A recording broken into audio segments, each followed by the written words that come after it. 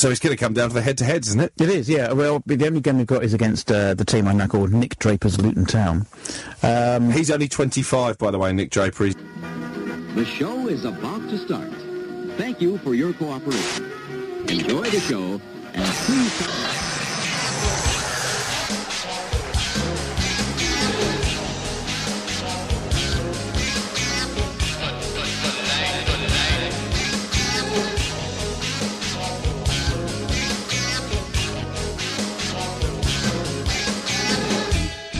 We are now in WrestleMania season, everyone, so you're going to have to get used to the music for the next few weeks. But welcome to the 9 Years podcast. Nick Draper here with the face of the BBC Sport website, Mr. Stuart Deakins. Stu, you're on location this week. Yeah, so I thought, you know what? If it's good enough for our basically our top striker, Kwesi Appiah, to be on international duty this time of the season, I thought I'd have a little trip. So I'm in Edinburgh.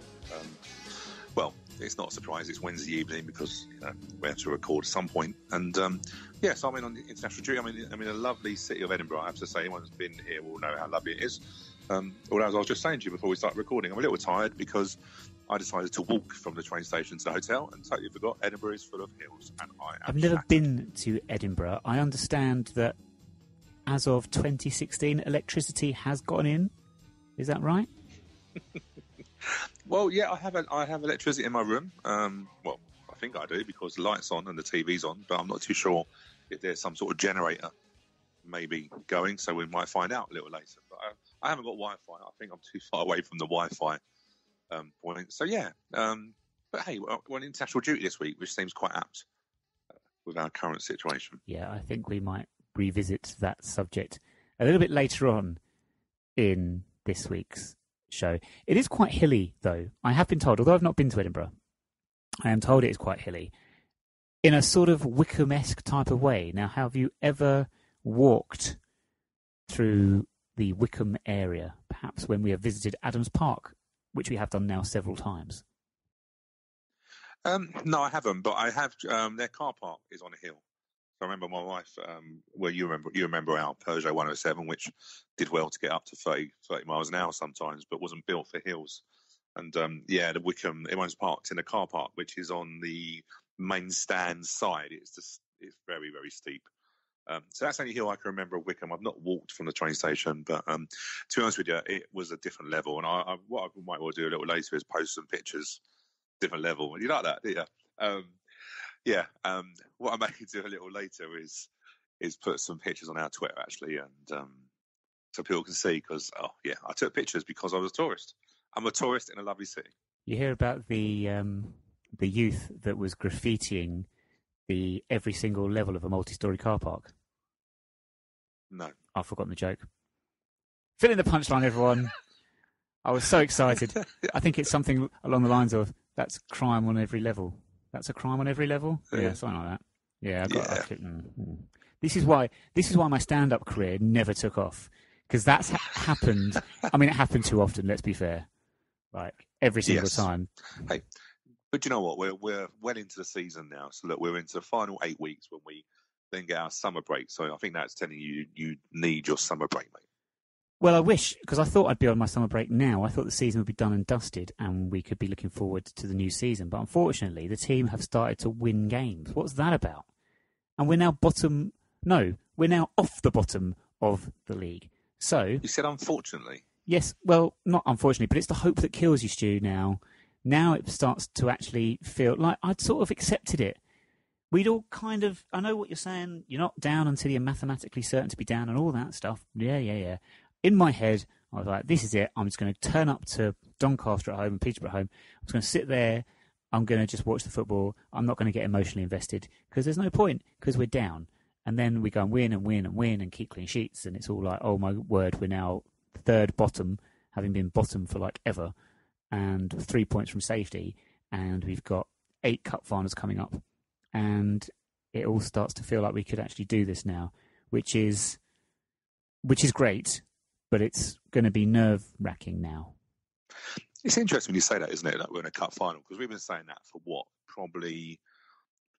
I think probably like the last 4, 5, 6 games. What he's gone on and said every game is a cup final.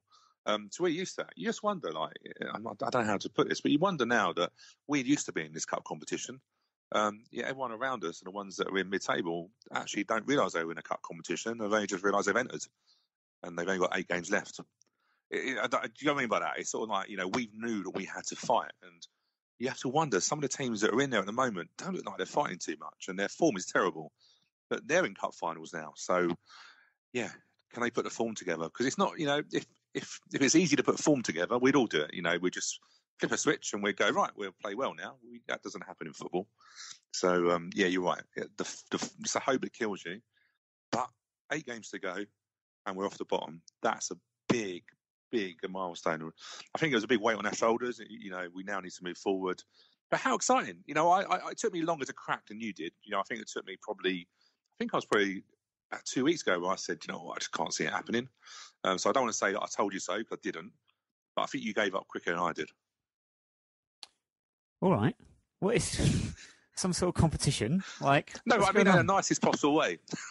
I feel like I'm being, I don't know what the word is. You might have been right. We might end up still relegated. You'll go, well, I told you so. Exactly. Well, this might well be happen. This might well still happen. And this is what I mean. It's the nerves, because now we're in a situation where everyone's thinking, do you know what? We're the form team. We're the ones with momentum. Like you say, there are other teams that are in dire form and struggling and getting sucked into it. And it's a bit of a royal rumble now to see who stays up. And yeah, I mean, it could just all go against us. We could lose the next 3 games and be like, oh, you know what I mean?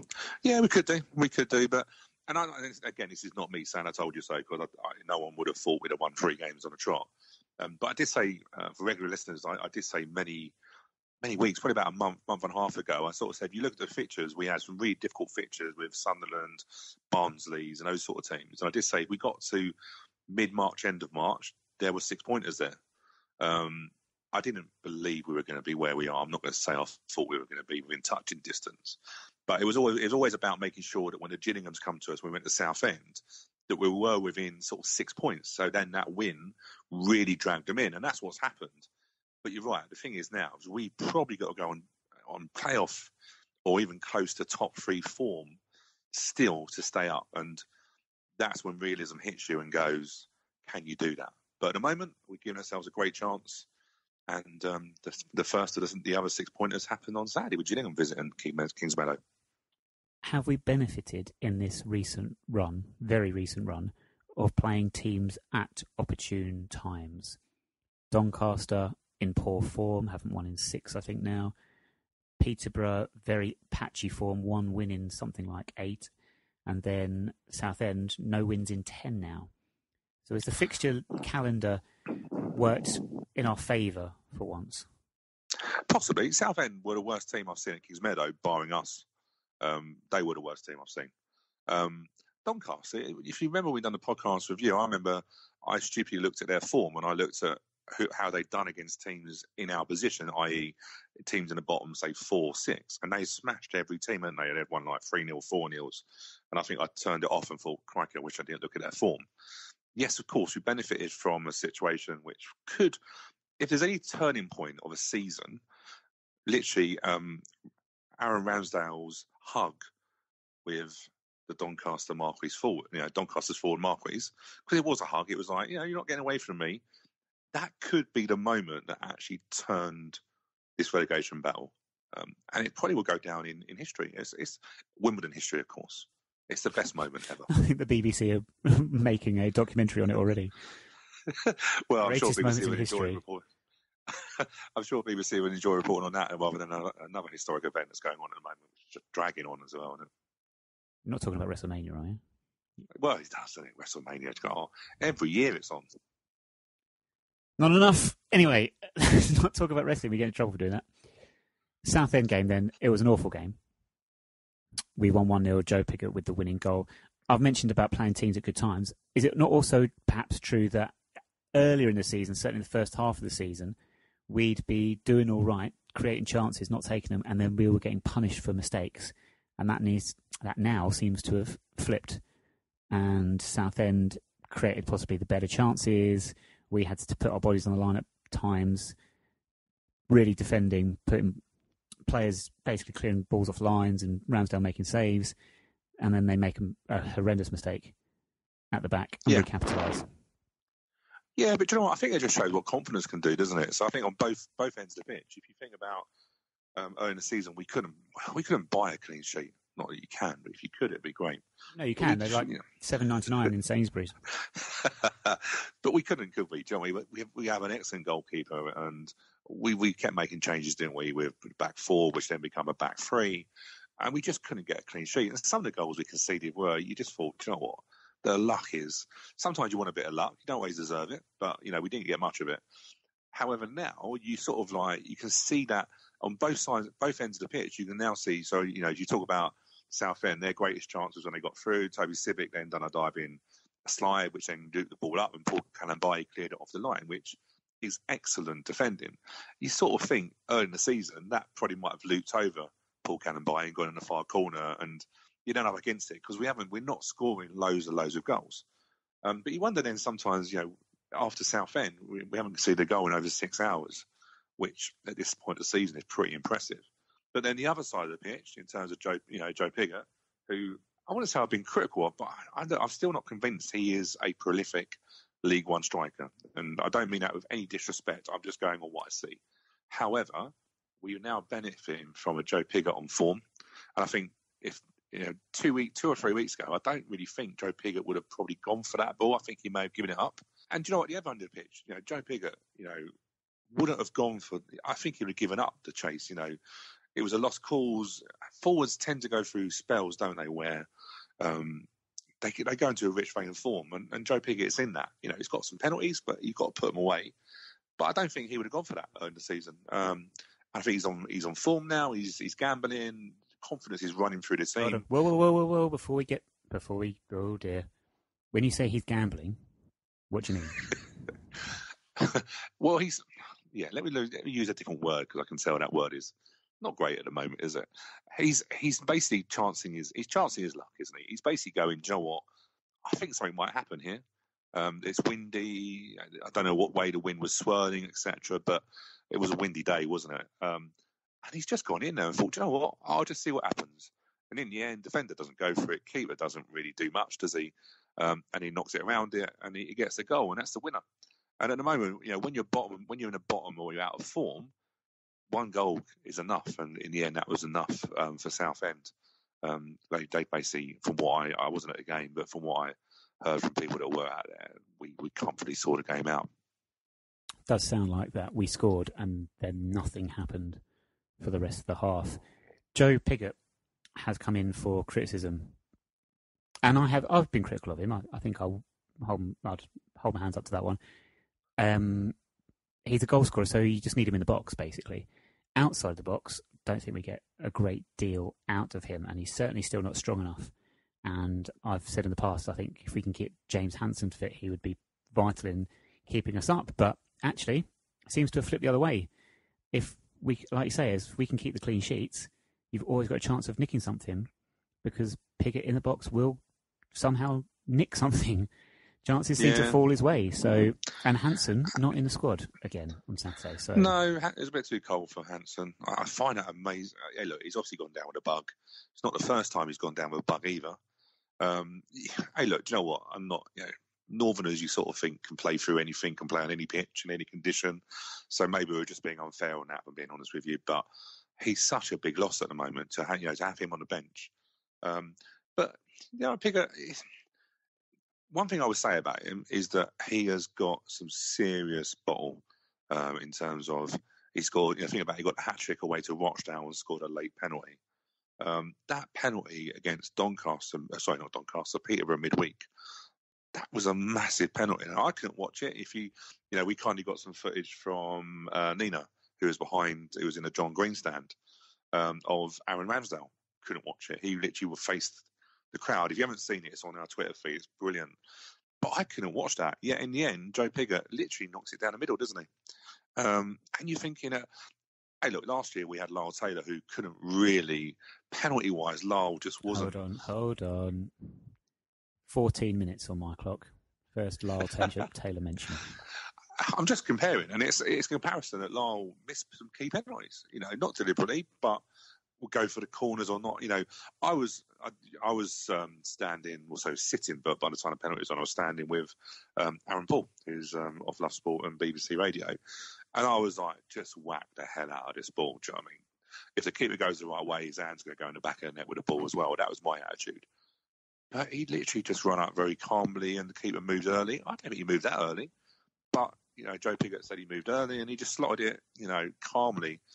But that was a big penalty. Could you imagine if we missed that? That would have probably felt like a defeat. Yeah, it then put us in the South End, and then put us on to a 3 wins in a week.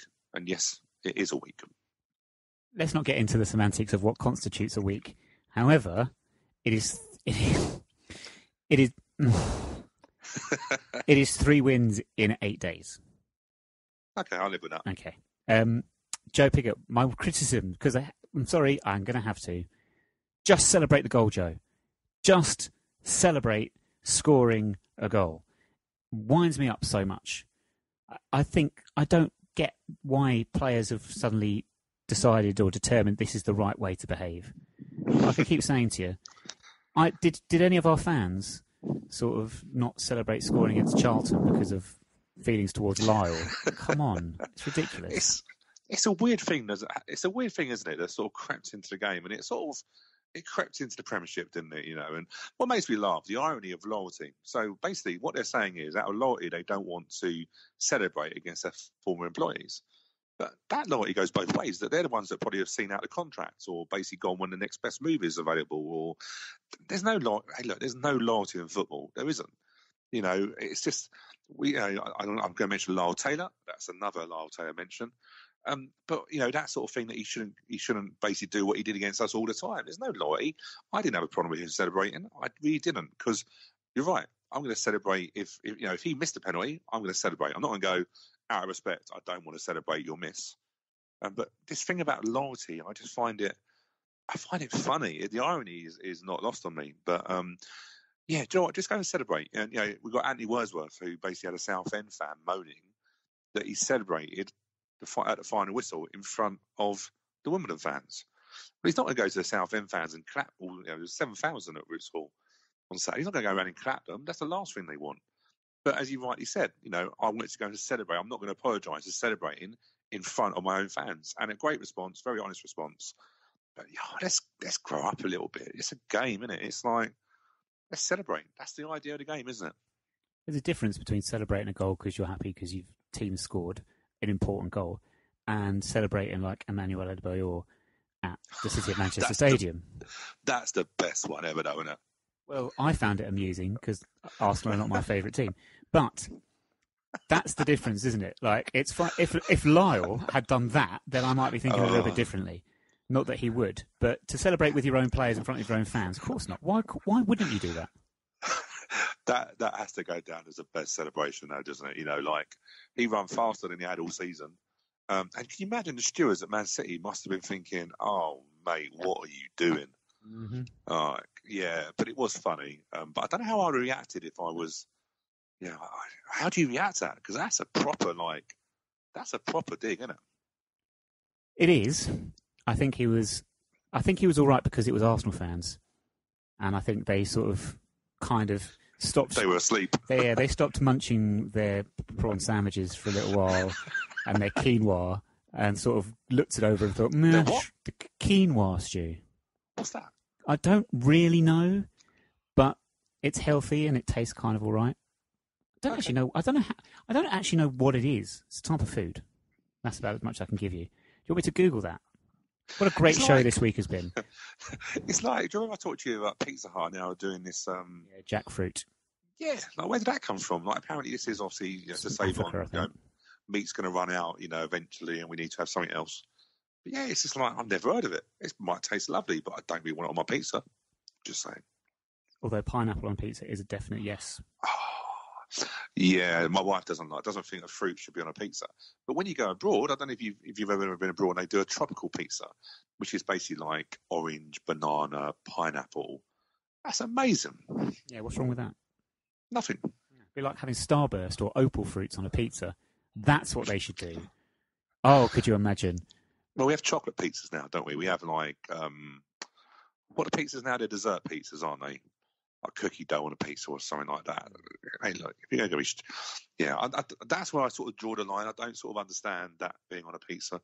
But anyway, welcome to the AFC Wimbledon audio podcast. Yes, tweet us with your favourite pizza toppings at 9YRS Podcast, and also give us your predictions for the main event of WrestleMania.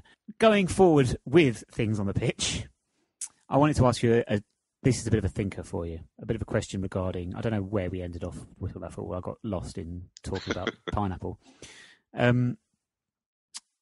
So earlier in the season, Wally talked about the relegation battle. It was after the game we lost at Burton, actually. And he said we have a big squad, but there's lots of youngsters in there, and this is the time it needs men to come in and roll their sleeves up. Now, I would say that since then, we've gone totally the opposite way. We've increased the what am I trying to say? We've increased the number of younger players in the team, in the starting lineup. We've talked about, and I've talked about, banged on about the average age of the team, 22. We've got Callum By at 19 and Thomas at 21 and Nightingale at 23 and Ramsdale at 20. And Civic is starting and Seddon is young and all this business. That seems to have worked because, like I was saying earlier, the pressure was off. For me, because I'd accepted relegation, the pressure was kind of off. And I think in a lot of respects, that was the same for the squad because when you're 10 points adrift at the bottom of the table in February, you're kind of thinking it's unlikely. So you've got nothing to lose at this stage. Now we're in a position where we kind of feel like we've got something to lose. And does that then change the mentality for these young players?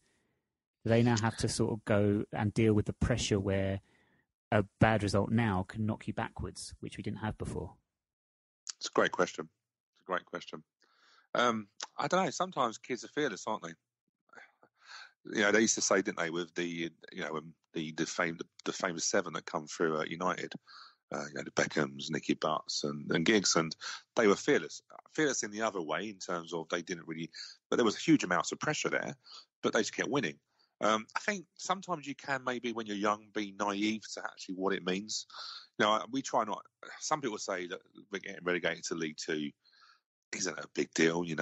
Wimbledon in there, when we were going through the leagues back in the 80s, we did that regularly. We went down, to the fourth division, back to the third, etc. But financially nowadays, it's quite, we're going to a new ground in 2 years. So relegation, I've looked through some of the finances, we might get to a little later, but it makes a big difference financially. So there is a bit of pressure. I think the job now from Wally is taking that away from them. And I think he's done a great job doing that. He's kept a consistent squad. He's kept a consistent 11 as well, isn't he? So I think he's basically probably gone to them. Do you know what? If you keep winning, you keep your place. Now, as a youngster, if you think about Paul Cannon-Bailly, what was he, 20? I don't know how Paul Cannon-Bailly is. He looks like he's 23. 19, ridiculous, isn't it? What are they feeding him? But you think about it, 19 years old, and he's now playing League One football at a decent level. You have to think, what he's basically saying, you win, you stay in. So there's a pressure. The pressure now is, do you know what? I could have a really good career. I'm getting loads of experience. Antti Hartigan, I think sometimes looks like nothing bothers him. He looks like he's just out there on a Sunday morning stroll, doesn't he? Sometimes he's just effortless. I don't know. I think Waddy's found a formation. That he trusts. It's a 3-5-2. It does mean some players that we probably think, and when you were saying about maybe some of the older players, I think maybe the formation has actually dictated that he can't play them because they can't play the wing-back formation or something like that. So, I don't know. It's pressure. I think the key thing is now, you're probably right, we've got something to hold on to now. I suppose it's about the fans now, isn't it? The fans, we've got to sell out. When's the last time we sold out a game at Kingsmeadow? This is a relegation battle. This is like a bottom, I can't know where Gillingham is, to be honest with you. I forgot. I'm not looking at anyone else, to be truthful. Yeah, but it's sold out. So there's obviously an expectation now for Wimbledon fans.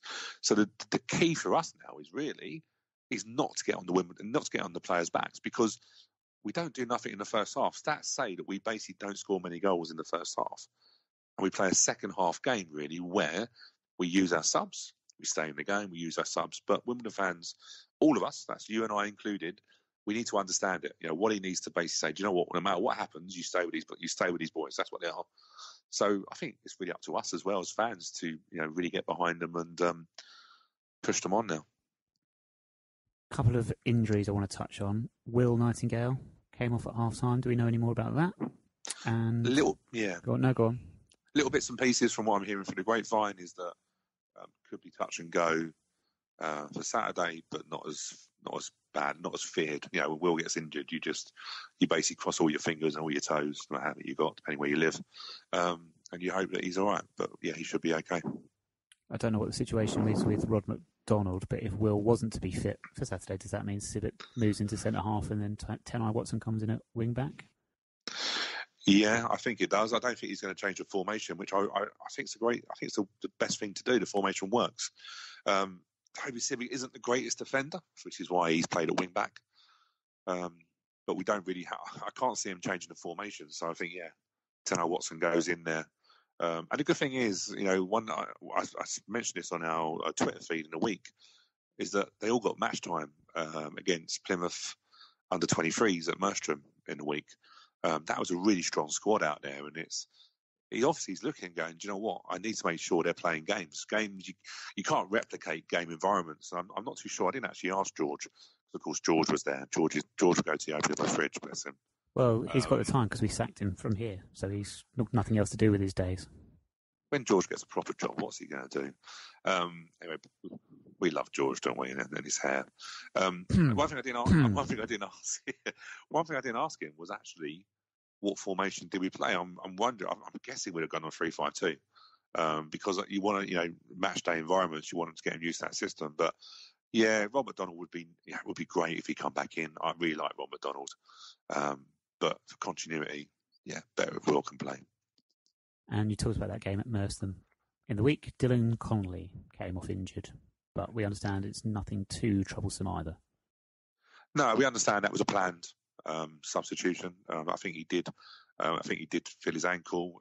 Anyone who's been to Merstham will know that pitch, no matter how much drainage it's got or how much water it's got on it, is a bumpy pitch. And I think he just, he's a player that would, can you imagine Dylan Connolly on the pitch at Kings Meadow 2 or 3 years ago? He'd have taken a touch, it'd have hit his shin and it had gone flying out for a goal kick. So I think, it's just a pitch. But I think from what I understand, that was a planned substitution and he should be okay for Saturday. There'll be no tropical pizzas or jackfruit pizzas or anything of that, or quinoa at Merstham, I tell you. Just cheese rolls and nothing else. Merstrom's a great little club. They don't do cheese rolls, unfortunately. What? They still do That's rolls. a lie. That's all they do. They still do rolls. They do rolls in their main bar. But yeah, everyone. It's such a shame in a way, right? Technology sort of got. Where's this going? We're talking about cheese rolls. Yeah, what I mean by it is, nowadays you can capture anything, can't you? Do you know what I mean? Like you've got your phone, and you can literally within 2 seconds, if you know how to use your phone, you can be videoing or taking a picture. It's a real shame that we haven't got much footage of that day because they had marquees out, didn't they? Nick Palmer was the best person ever. Bought all the cheese rolls at full price.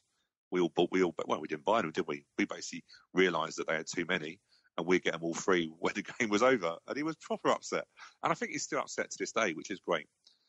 It's just such a shame that it wasn't, it would just be great if we still had footage from that day because Merstrom probably, I would say they were on a par with Southall when Southall did their Indian cuisine at one of their games.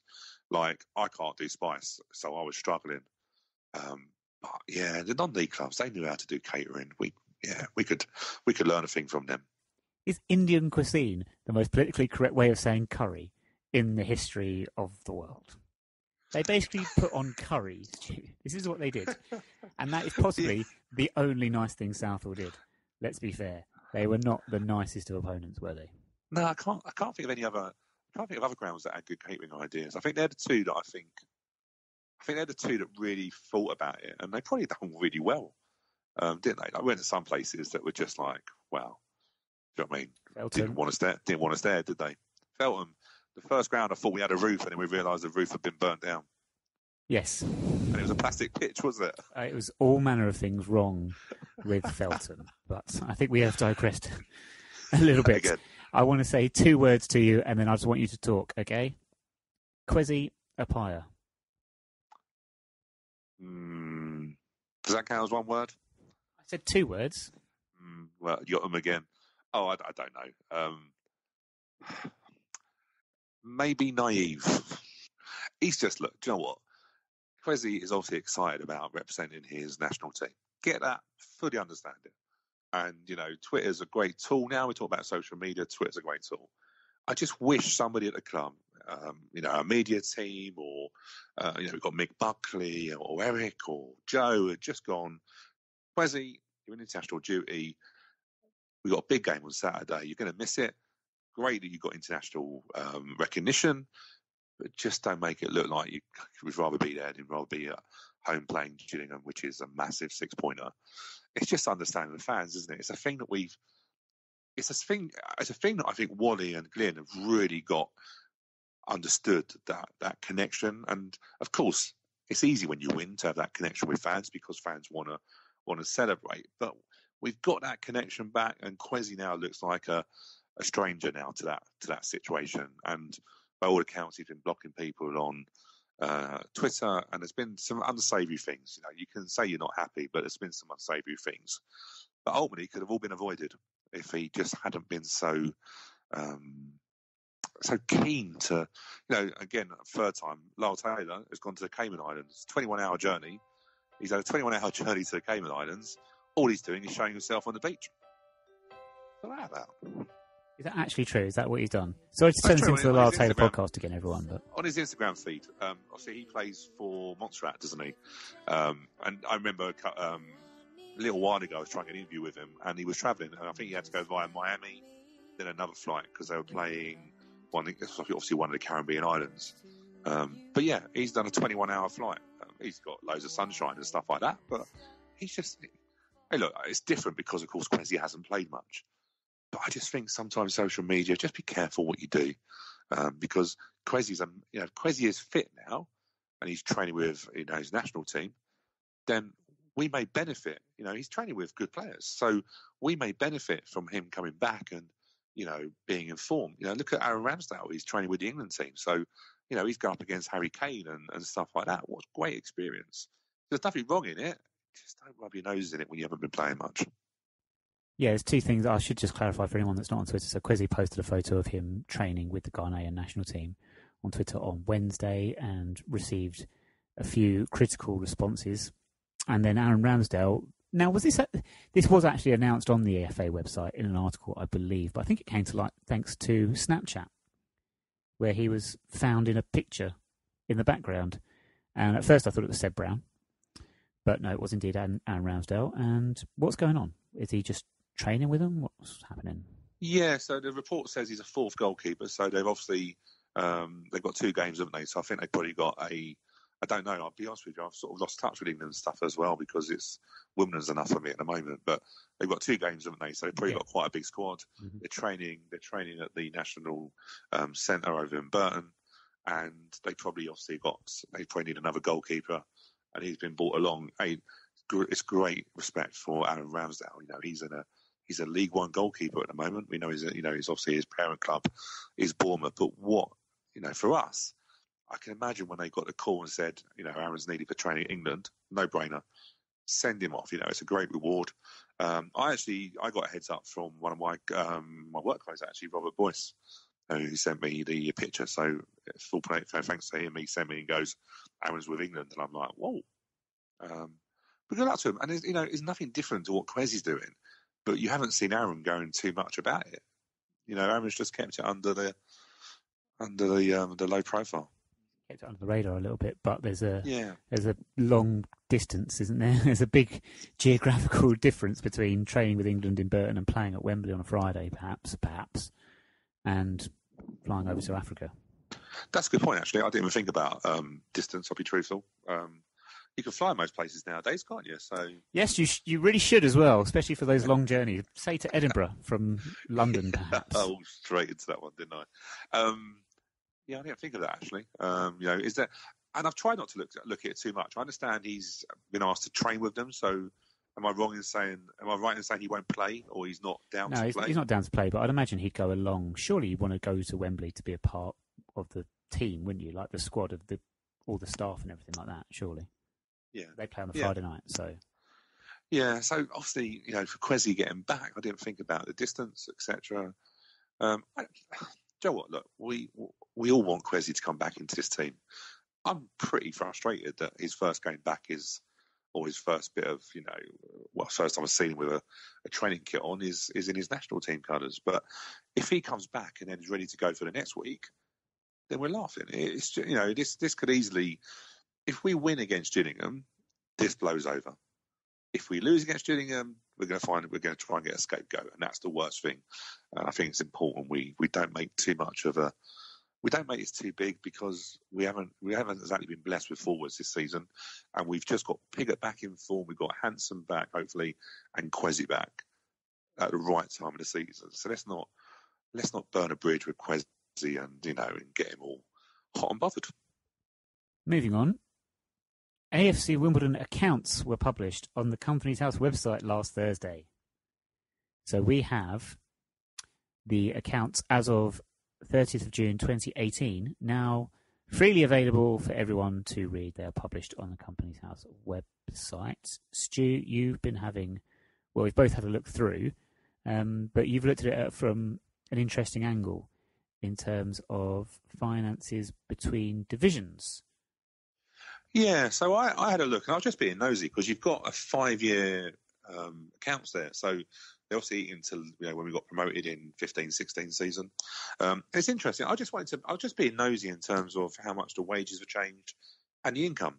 So when we got promoted, we had just over 2 million was our match day. So it's match day and broadcasting. So I'm assuming by that means TV money. So when we've obviously played at home, when we played at Tottenham, then we had to also have broadcasting rights. So I'm guessing that's where the money goes in. And we've done quite well out of that. But when you look at the match day, it's actually gone up from when we got promoted from League 2, it's gone up by 816,000. That's the difference. That's a massive amount of money. The interesting thing when I looked at it is commercially, the same period, it's only changed by an increase of 106,000. I think sometimes that shows the limitations we have with Kingsmeadow. So the reason for moving, because hey, look, if we get relegated, and we must still be, I won't say we're favourites now, I don't think, but I think we're still there's a big possibility we still could get relegated. That's a massive difference. But when I looked at wages, the wages are quite interesting. So when we got promoted, our wages was in League 2 was 2,258,000. We actually didn't increase it that much, actually, the next season after that. It's quite interesting. So we actually only about another 100,000. So we actually didn't really reinvest in it. But after that, we actually went up quite considerably. So 16-17 season, we went up to 3,252,000. So that's quite a big jump. And then we actually finished last season on 3,793,000 was the wages. That's a lot of money. We know we put a lot of money back into it. So what I'm saying is that relegation, some people say relegation isn't that much of a problem. Financially, it is. We made a loss last year because of money that obviously we're using on Plough Lane, but we haven't moved to Plough Lane yet. And I still think relegation is a massive problem next season if we do, because we don't want to fall through. Eric and the Football Club Board have put some proposals together for salaries, for wages or budgets, which they always do. And Eric has already come out and said that actually the season tickets will not change next year. So even if we are in League 2, we still are going to be paying, I don't know what we pay now, to be honest with you, but it's still going to be League 1. So that's the interesting thing. It's crept through. I know you're not going to make too much of a song and dance about it. But yeah, just really looking about that, I just think, there is a massive difference. And when you think about a match day in broadcasting, we have been fortunate in the last couple of seasons to have really good cup runs. So we always budget not to, we budget to get knocked out in the first round of every cup. But that broadcasting money is really topping us up. So if we did get relegated, unless we have another cup run, which is never guaranteed, we've got to get that shortfall from somewhere. Talking about wages, there was I was about to say fascinating. I don't know why I didn't stick with fascinating. It's a better word. Fascinating tweet at Kieran Maguire, Price of Football, he calls his account, and he's gone through these accounts with a fine-tooth comb. He spotted, you mentioned about wages and what have you. He says wages are £75 for every £100 of income. up from £52 in 2013. So basically in 5 years, it's risen by basically 50%. And I'm no financial expert, as my bank balance will attest, but wages are £75 for every £100 of income. That's mad. That's like, yeah, I mean, 75, that's 3/4 of our income is going on wages.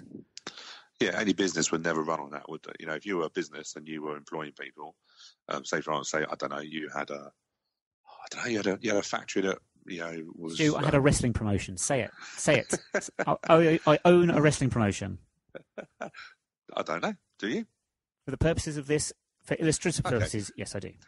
So say you're making merchandise for WrestleMania, and actually you're paying your staff 75% of any money that's coming in. You sort of know you're not going to make much of a profit. And like I say, you and I are both not financial people. But the thing is, where does it end? You know, it looks like wages go up every year.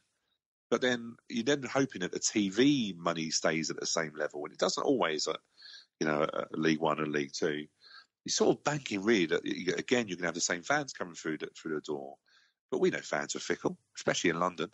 You know, Fulham on our doorstep are charging ridiculous amounts for season tickets and Championship next year. That's where they'll be. And we have to compete against that. So, yeah, you've got to be so careful. But where does it end? And, you know, we've got 3 clubs up for administration. Bolton. And I don't want to go on to administration, but how many times are Bolton going to spend money they haven't got? Someone's got to be made an example of it, and some fans may go, no, actually, that's wrong. You know, it's not the fans' fault. Well, they knew they were spending money they didn't have when they rolled through League One and literally blitzed the league with, let's dare say, Liam Trotter playing for them. But, you know, something's got to happen, because you're right. Where does it end? The thing is, we've been talking about these situations with clubs for decades now. I remember going back a long time ago, so about 17 years ago, I'm going to say, might be slightly off with that, say 16 years ago when I was like 9. And Notts County were the ones about to go out of business. We've had, down the years, it's been, Notts County is the one I remember from all that time ago, and they had all the administration problems, and there were bucket collections and all this business. Wrexham, do you remember having some obscure day at Kingsmeadow once where everyone was like, wear red in support of Wrexham? I'm like, okay. Well, what about York? That really got one go, right? Because I remember Brodie and Rankin tearing us apart one midweek. 5-0. Remember the game got called off at 1 o'clock because their drainage wasn't great. Yes, apparently.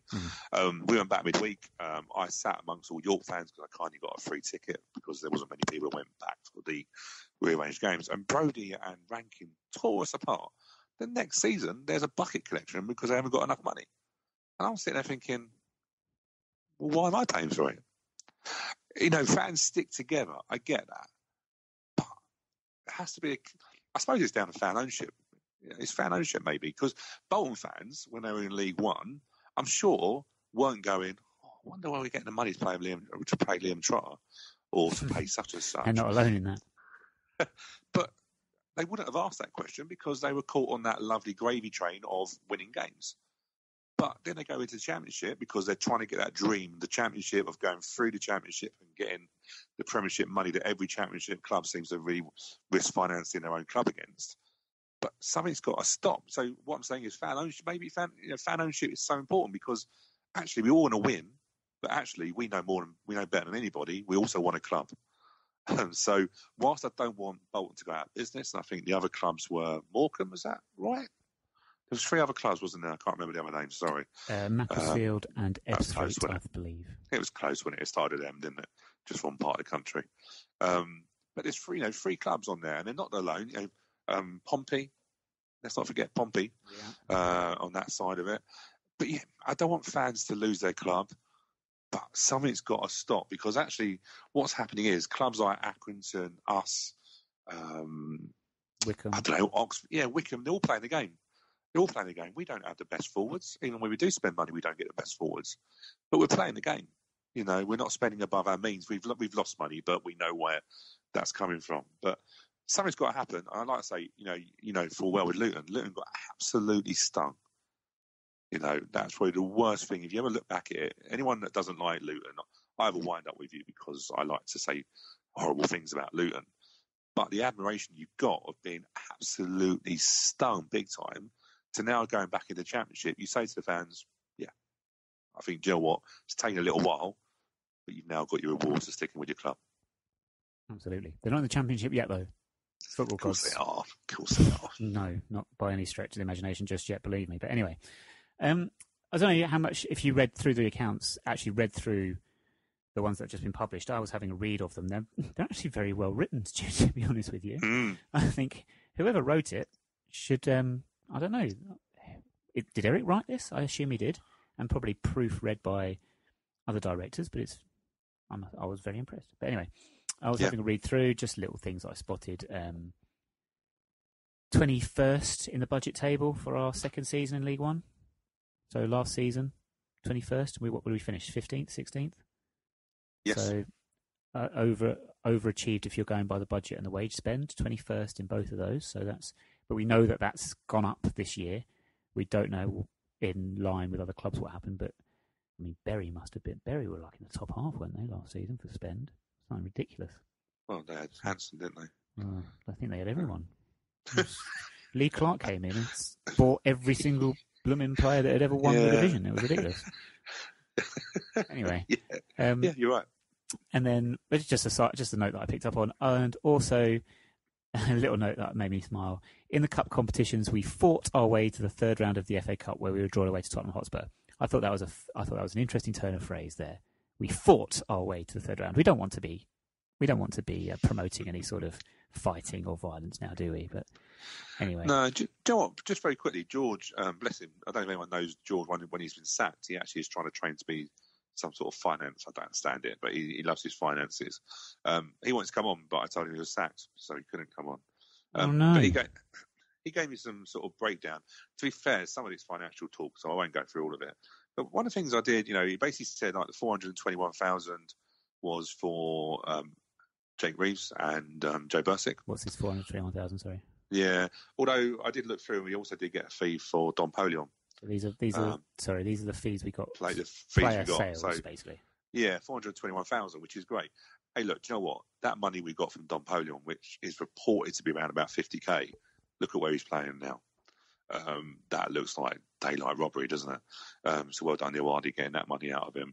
But yeah, do you know what? There's a few things. Merchandise is up by 12.2%, which is really good because, we've done an excellent job in there, and having a full-time, having Matt in there as a full-time, he's done a great job. And I think he deserves some credit because he had a tough start. But if you go in that shop now, there's quite a lot of good stuff to buy. So that was up. Sponsorship wasn't up as much, 0.8%. Bar and catering up by 4.6%. The one thing that did strike me was donations were down by 11%. Now, see, I noticed this, but then I was still impressed by the actual, just the amount. I know it's down, and it's quite down when you say that, blimey, that's quite a drop. But that's 6 figures in donations. I was like, wow, I guess is that golden goals and stuff? Is that where that all gets counted for, perhaps? Possibly. And, finally, George, obviously, is quite good for us, actually. Cadre-wise, he's quite switched on. It's good he's switched on about something. But he basically said that they made a profit of 20,000 during the accounting period. So last year, we made a 20k profit. And I suppose, when we sell players, that's what we've got to do. Our youth products, we've sold, I had a look through, and player sales, so for 15-16, we got 100 grand. When I had a quick look, I was trying to work out who that was, but I reckon that was Dan Ajay when he went to Burnley. Oh, yeah. If you remember him. So we got 100 grand for him. These are me. Hey, look, they weren't listed in there, but I've just gone back through and who I know we lost in that season. The season after that was 355,000. And the only players we actually lost was Ryan Sweeney and Will Mannion.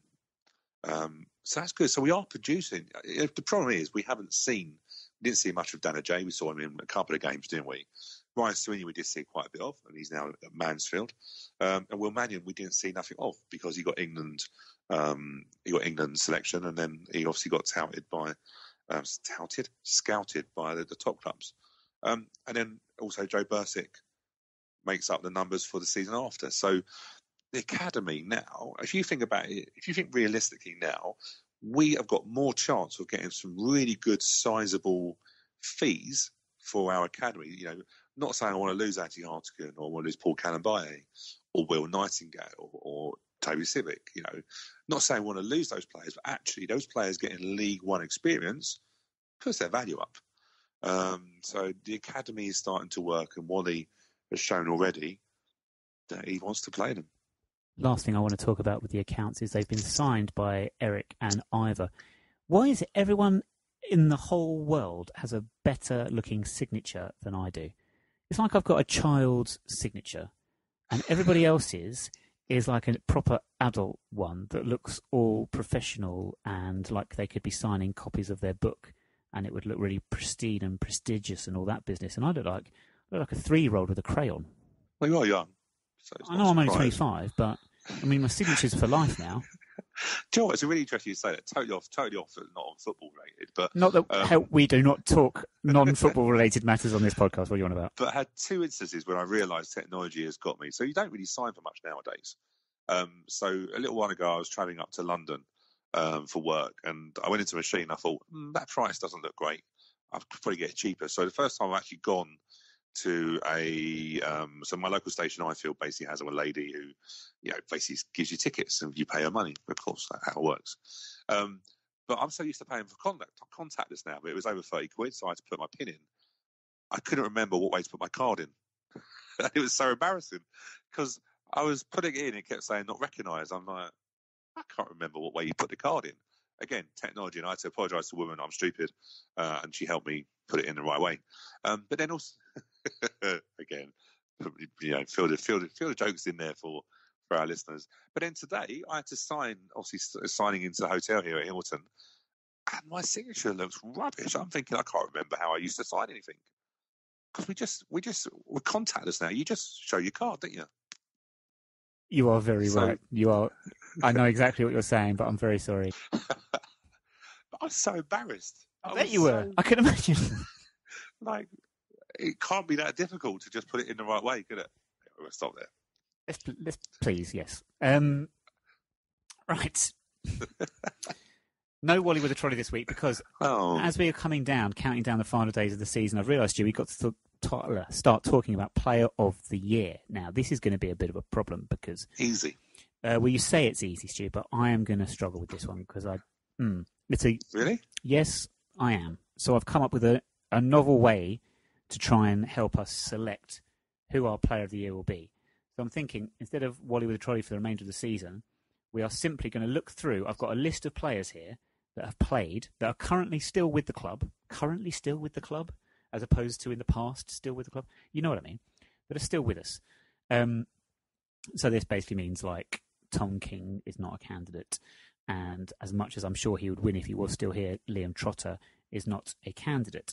But of the players, I've got a list here of 6, 12, 18, 24 players that have played half a dozen games for us. Right. Now, there's 2 that I'm not sure about. One is Shane McLaughlin, only because he hasn't yet played half a dozen games, apparently, unbelievably.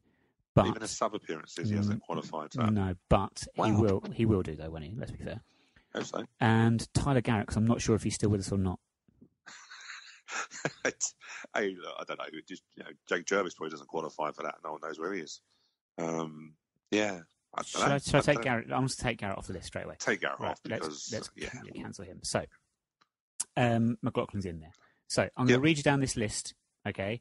And because we're running out of time, not just on this week's show, but of course this whole season, I think we need to probably cut 3 players that we think will not be in the running for Player of the Year, okay? Okay. So this is a long list, all right?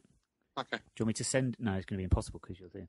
So, very quickly, goalkeepers, Ramsdale, McDonald, okay? Defenders, Oshalaja, Watson, defenders in inverted commas, Watson, Nightingale, McDonald, Thomas, Seddon and Civic, Calumbai. Yep. Midfielders, Bookie's favourite, Tom Sawes, Scott Wagstaff, Anthony Wordsworth, Anthony Hartigan, Dylan Connolly, Shane McLaughlin. Yeah. And then forwards / attacking midfielders, Kwesi Appiah, Andy Barcham, James Hansen, Joe Piggott, Mitch Pinnock, Michael Falevi, and Jake Jervis. Okay. 3. We need to get rid of 3 and have a reason why. Yeah, so Jake Jervis. What? First one. What? But he plays for Luton. Yeah, and he still thinks he's playing for Luton, I think. No, Jake Jervis goes. I think the last goal was what? That goal against Wickham, wasn't it? No, he scored against Coventry. Well, that tells you. Well, yeah, look, I could have tapped that in if I was in a penalty area and on the team sheet. No, Jake Jervis just it hasn't worked. The loan hasn't worked, and you can tell very much. We obviously didn't get an agreement with Luton to send him back. That's why I say Luton are a very clever club. So I think he goes. Okay, I've taken off the list. He is cut. Yeah, Tom Sawers goes. Hasn't played enough games. He's played more than a lot of players on this list.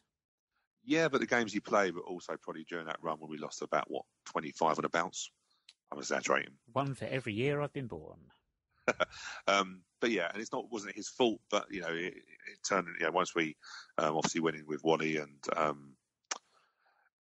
Glyn, forgot his name then for a minute, yeah. Then, I know. Then they switched on. I think they realised that Tom wasn't the player that was for them in terms of formation or drive, etc. And he's been surplus to it.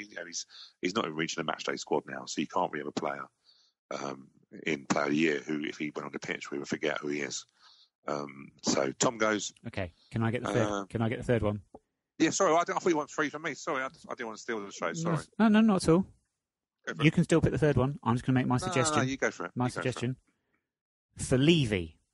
Oh, no. Yes, get red. Get red. He is poison in this squad. If I'm getting rid of Jake Jervis, he's done the opposite. He's done more. No disrespect to Jake Jervis, but Levy has done more in a month than Jervis has done in 7. How many goals has Levy scored for us? We talk about kids. We talk about kids coming into and trying to play in a very pressurised experience. He's a loanee. He's come blatantly for experience, but he's really, I don't think the goals. He's not a forward. I've said to you before. I don't think he actually is a forward. I think he's more of a. I can't remember his first name, but if you remember Tanner, Craig Tanner. Craig Tanner or Luke Moore. I think he's one that can play in that sort of in between the midfield and forwards. He's not one to play up against a massive, ugly centre half.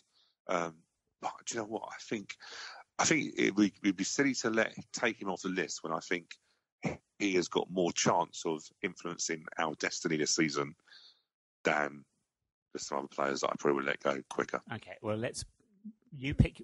Levy is my choice. I don't care. And the reason is because he plays for Watford. But you pick yours, and who would you be? Who would you be for your third? And we'll make a decision. Well, I think you've got to look at a position, each defence, midfield, forward. So I've already got rid of a midfielder and a forward. I think my next one would be Tanai Watson. Purely just that the loan hasn't worked. And we said at the beginning of the season, it was obviously a choice between Toby Civic and Tanai Watson, and they were going to fight at that position. And Toby's won. So Toby stays in. And I think Tanai Watson is the one that drops out from the contenders. I think there's only one way to decide this, Stu. You're suggesting Tanai Watson. I'm suggesting Michael Levy. We should have a quick game to decide who goes. Basically, I'm thinking of a number. You guess what it is. I guess what it is. And whoever's closer wins. This sounds like some sort of rigged motion that's been put forward. Never. It just doesn't. You can't win for it. The problem is, realistically, Stu, what I was thinking was, whoever you picked, I would then put it to a vote on Facebook or Twitter as to which one should be cut for the listening public to decide. Okay. But then when you picked Watson, I thought there's really no point in putting it to a vote because Watson's got no chance. It would just show your bias and hate for Watford. Hate is a very emotive word, but exactly the right one in this instance. No, I'm going to have to admit defeat on this one. Number 9, I think. I'm going to have to get rid of Watson, aren't I? I think. I look at it like a draft. Like American football, they have a draft, don't they? You have your first pick, second pick, third picks. If you work in the reverse, as a first pick to say you're out, Sawers, Jervis, I don't think they would even argue that themselves. But for Levy, he's a legend. And legend. I think, no. You cannot get away with that. Legend. I think, I think what you should do when we stay up on the last day of the season, I think you should have a little Watford shirt underneath with maybe, I don't know, literally, half and half. Literally half no, and half shirt. Literally no chance of this happening. half and half shirt. Do you know what I mean? Do you remember the guy that used to be a Cheltenham fan? Was it a Cheltenham fan? He used to have half and half shirt. We don't see him anymore because we never played Cheltenham for about 3 years. What was the other half? It was Cheltenham. He was a Cheltenham fan, and you only seen him. He had a half and half shirt, half Cheltenham, half Wimbledon. Oh right, Wimbledon. Oh yeah, I don't even remember. I used to find it really funny. I think, how did you put that together? It's quite clever. Half and half scarves and shirts, though. Dear me. Yeah. Not a thing. Anyway, okay, so that's it. So we have got rid of 3, and then by my reckoning, we got rid of Garrett as well, so I've probably my maths is a bit out, but something like 19 players left, so we'll cut another 3 next week. Okay? Yeah. Felivi, you're on borrowed time. That's all I'm saying. Very quickly then, because we are running late. That's sounding great. Sounding all right. I'm not going to give myself a high rating for this week's show. I think I've been stumbling over words. I've been making bad jokes and stuff, like a 5 out of 10. But anyway, nervous because this is the 170th episode we've done of this, and I'm nervous. But this could be the greatest escape ever. Like if we stay up, it will go down. Like we are going to have a museum at Plough Lane. This would be the start of that journey. You will the irony, right? It could be that the players that we didn't have any connection with could be the players that actually we salute on the last day of the season for staying up. Could happen. You ever see the Shawshank Redemption? Yes. Yeah, I think that was the greatest escape ever. But anyway, Gillingham, it's just going to have to be a prediction now. 16th in League One, so bottom 8. They have only lost once in their last 6, 3 wins and 2 draws. Last week they drew away at everybody's second club, Luton. Very, very creditable 2-2 draw. And Tom Eves has scored 19 goals this season. 19 goals this season, and he makes a very nice pudding as well. Last time we met at the Priestfield, we won 1-0 thanks to Joe Pickett goal. Very similar game and very similar goal to that won at Southend last week. My prediction, Stu, is that we cannot possibly keep keeping clean sheets, so we will concede a goal. And I think we can't keep winning games because that's just ludicrous. So I'm going to go for a 1-1 draw. I see your logic. I'm going to go for a 2-0 win.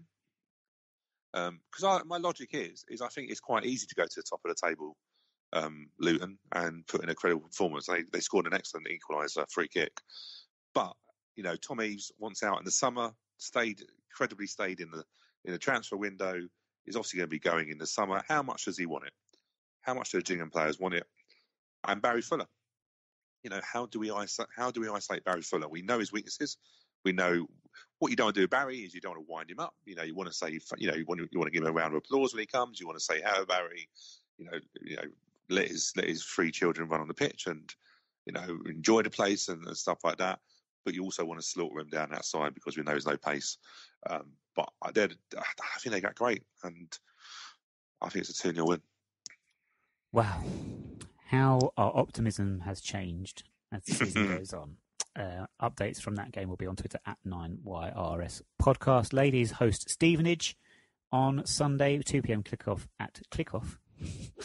They just click their fingers for 90 minutes. It's that easy. 2 p.m. kickoff at Carl Shulton Athletic at Coulston Avenue. Music quiz last week, it was True Faith by New Order. Thank you to Mark Hendricks, Yorondong and Mike Overall for tweeting us with that. There will be many people listening to you that will know exactly what the music was at the start of this week's podcast, and I'll be honest with you, they're probably already tweeting by this point. So we welcome you anyway if you recognise it at 9YRS Podcast. That is it for this week. AFC Wimbledon Business Club, they are going on a CPR course with former Derby County midfielder Seth Johnson. Stu, thank you very much for joining me this week. Thank you. Kevin Boris returns on Love Sport Radio this Sunday at 8 p.m. Alexa Bliss, bag first, milk last. We will speak to you again next week.